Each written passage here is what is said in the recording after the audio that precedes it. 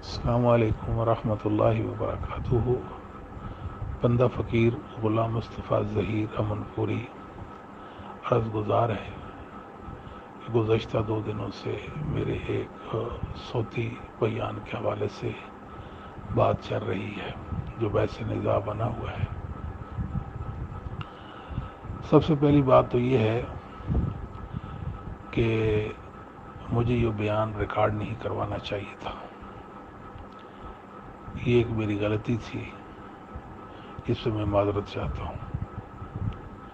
دوم، اس بیان میں قدر سختی ہے، اگر کروانا ہی تھا تو سختی نہیں ہونی چاہیے تھی، یہ ایک طبی امر ہو گیا دینی حوالے سے، بس اوقات انسان سختی پر آ جاتا ہے۔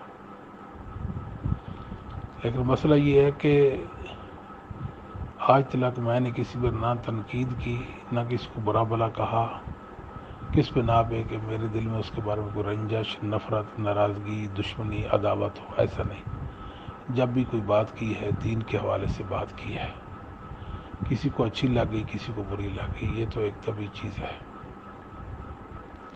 عرض یہ ہے کہ علماء نے توجہ دلائی، الحمدللہ میں یہ بات اب آپ کے سامنے پیش کر رہا ہوں۔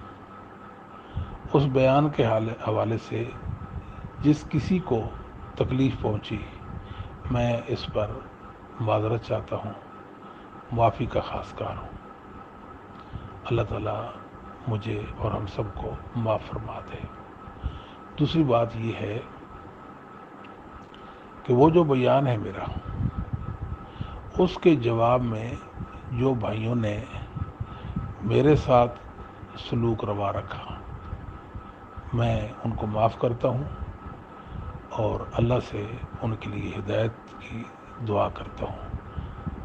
یاد رکھیے کہ ہم اہل حدیث ہیں، اللہ نے ہمیں توسط دیا ہے، اہل سنہ والجماعت کے ہم مسلک پر ہیں۔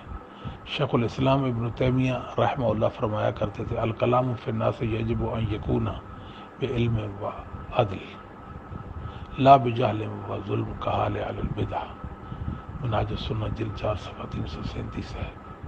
انسانوں کے متعلق جب بات کریں تو عدل و انصاف پر بات ہونی چاہیے، جہالت اور ظلم پر مبنی بات نہیں ہونی چاہیے، یہ تو اہل بدعت کا طریقہ ہے۔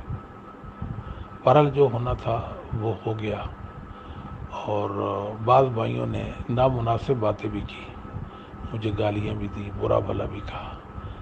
ان کو ایک موقع مل گیا اور وہ یہ سمجھتے تھے کہ یہ اچھا موقع ہے کہ اب ان پر ہم برسیں اور ان کے متعلق ایسی ویسی بات کریں۔